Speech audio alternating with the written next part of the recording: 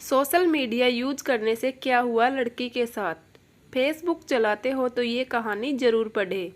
सलोनी ने आज कई दिनों बाद फेसबुक खोला था। एग्जाम के कारण उसने अपने स्मार्टफोन से दूरी बना ली थी। फेसबुक ओपन हुआ तो उसने देखा कि 35-40 फ्रेंड रिक्वेस्ट पेंडिंग पड़ी थी। उसने एक सरसरी निगाह से सबको देखना शुरू कर दिया। तभी उसकी नज़र एक लड़के की रिक्वेस्ट पर ठहर गई। उसका नाम राज शर्मा था। बला का स्मार्ट और हैंडसम दिख रहा था अपनी डीपी में। सलोनी ने जिज्ञासावश उसके बारे में पता करने के लिए उसकी प्रोफाइल खोलकर देखी तो वहाँ पर उसने एक से बढ़कर एक रोमांटिक शेरो शायरी और कविताएं पोस्ट की हुई थी। उन्हें पढ़कर वो इम्प्रेस हुए बिना नहीं रह पाई और फिर उसने राज की रिक्वेस्ट एक्सेप्ट कर ली। अभी उसे राज की रिक्वेस्ट एक्सेप्ट किए कुछ ही देर हुई होगी कि उसके मैसेंजर का नोटिफिकेशन के साथ बज उठा। उसने चेक करा तो वो राज का मैसेज था। उसने उसे खोल कर देखा तो उसमें राज ने लिखा था, थैंक यू वेरी मच। वो तो समझ गई थी कि वो क्यों थैंक्स कह रहा है। फिर भी उसने मज़े लेने के लिए उसने रिप्लाई किया, थैंक्स किस लिए। उधर से तुरंत जवाब आया, मेरी रिक्वेस्ट एक्सेप्ट करने के लिए। सलोनी ने कोई जवाब नहीं दिया, बस एक स्माइली वाला स्टिकर पोस्ट कर दिया और फिर मैसेंजर बंद कर दिया।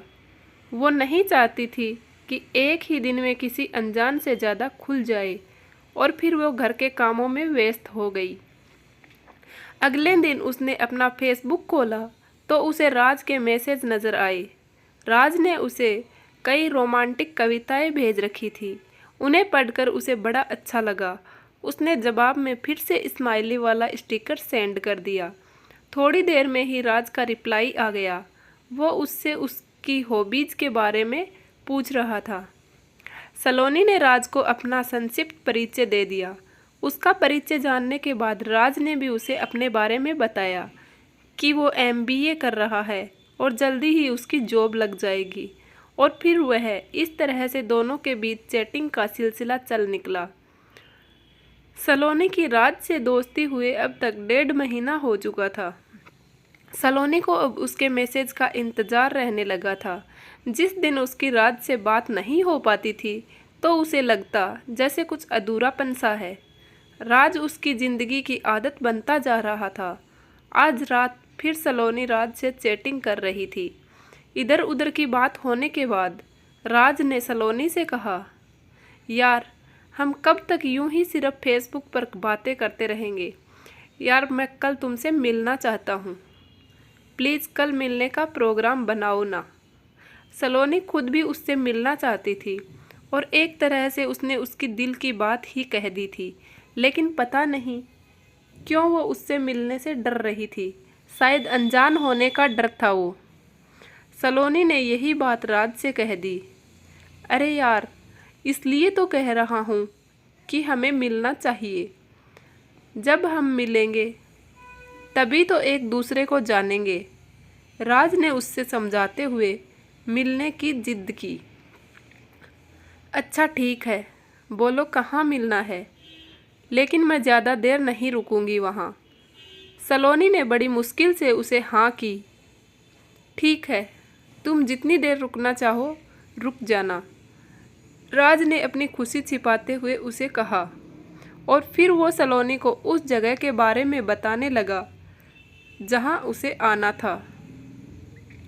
अगले दिन शाम को 6 बजे शहर के कोने में एक सुनसान जगह पर एक पार्क में, जहाँ पर सिर्फ प्रेमी जोड़े ही जाना पसंद करते थे, शायद एकांत के कारण राज ने सलोनी को वहीं पर बुलाया था। थोड़ी देर बाद ही सलोनी वहां पहुंच गई। राज उसे पार्क के बाहर गेट के पास अपनी कार में पीठ लगा के खड़ा हुआ नजर आया। पहली बार उसे सामने देखकर वो उसे बस देखती ही रह गई।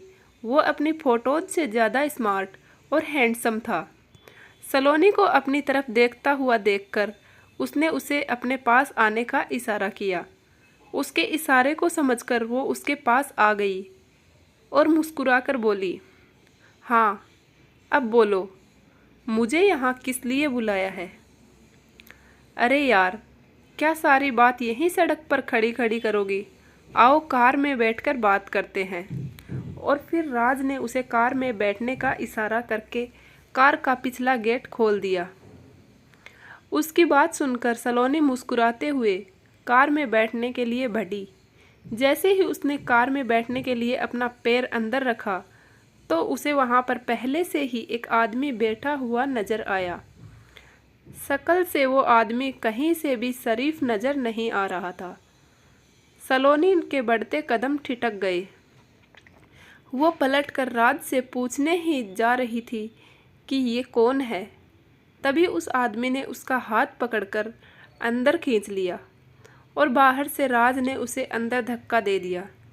ये सब कुछ इतनी तेजी से हुआ कि वो संभल भी नहीं पाई और फिर अंदर बैठे आदमी ने उसका मुंह कसकर दबा लिया ताकि वो चीख ना पाए और उसके हाथों को राज ने पकड़ लिया। अब वो ना तो हिल सकती थी और ना ही चिल्ला सकती थी।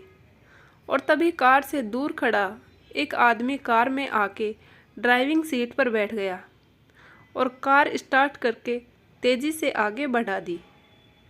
पीछे बैठा आदमी जिसने सलोनी का मुंह दबा रखा था, वो हंसते हुए राज से बोला, वाह भाई वाह, मज़ा आ गया, आज तो तुमने तगड़े माल पर हाथ साफ करा है। उसकी बात सुनकर राज मुंह ऊपर उठाकर ठहाके लगा के हंसा। उसे देखकर ऐसे लग रहा था जैसे कोई भेड़िया अपने पंजे में शिकार को दबोच के हंस रहा हो और वो कार तेजी से शहर के बदनाम इलाके जिस्म की मंडी की तरफ दौड़ी जा रही थी। ये सलोनी की कहानी उन लड़कियों को सबक देती है जो सोशल मीडिया से अनजान लोगों से दोस्ती कर लेती हैं और अपनी ज़िंदगी गंवा लेती हैं। उम्मीद करती हूँ ये कहानी आपको पसंद आई होगी। कहानी के बारे में आपकी क्या राय कमेंट करके ज़रूर बताना।